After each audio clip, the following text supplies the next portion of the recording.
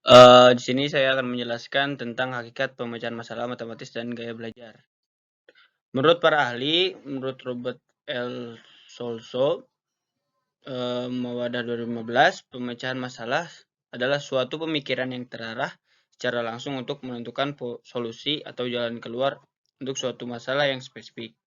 Menurut Polya, pemecahan masalah merupakan suatu usaha untuk menemukan jalan keluar dari suatu kesulitan dan mencapai tujuan yang tidak dapat dicapai dengan segera.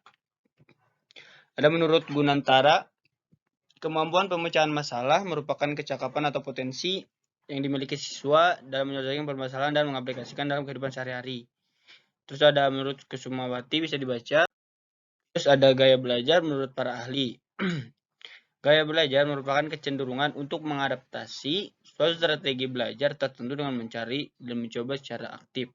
Sehingga pada akhirnya individu mendapatkan suatu pendekatan belajar yang sesuai dengan tuntutan belajar menurut Gibbs, Mogran, dan Taylor.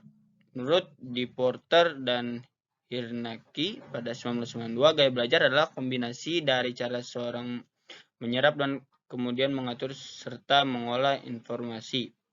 Menurut Fleming dan Mills, gaya belajar merupakan cenderungan siswa untuk mengadaptasi strategi tertentu dalam belajarnya sebagai bentuk tanggung jawabnya untuk mendapatkan satu pendekatan belajar sesuai dengan tuntutan belajar di kelas atau sekolah maupun tuntutan dari mata pelajaran. Terus ada langkah-langkah pemecahan masalah. Dalam proses pemecahan masalah, langkah-langkah dapat dilakukan secara urut walaupun kadang-kala terdapat langkah-langkah yang tidak harus urut, terutama dalam pemecahan masalah yang sulit. Langkah pertama itu kita harus memahami masalah. Dan langkah kedua, kita harus membuat rencana pemecahan masalah.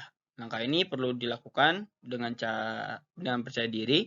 Ketika masalah sudah dapat dipahami, rencana solusi dibangun dengan mempertimbangkan struktur masalah dan pertanyaan yang harus dijawab.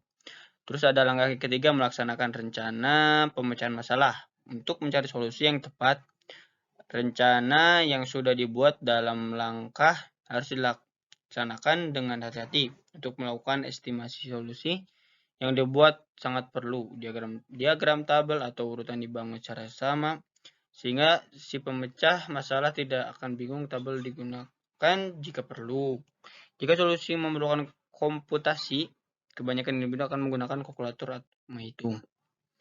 Terus menurut Polya, indikator pemecahan masalah, memahami masalah, menyusun rencana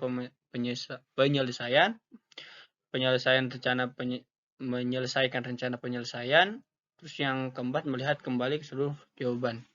Kelebihan dan kekurangan pemecahan masalah memberi manfaat yang sangat besar dalam melihat relevansi antara matematika dengan pembelajaran lain serta kehidupan nyata, mengingat perannya yang begitu potensial. Terus ada kelebihan pemecahan masalah, mendidik siswa berpikir secara sistematik, mampu mencari berbagai jalan keluar dalam suatu kesulitan yang dihadapi, belajar menganalisis suatu masalah dari berbagai aspek, mendidik siswa percaya diri.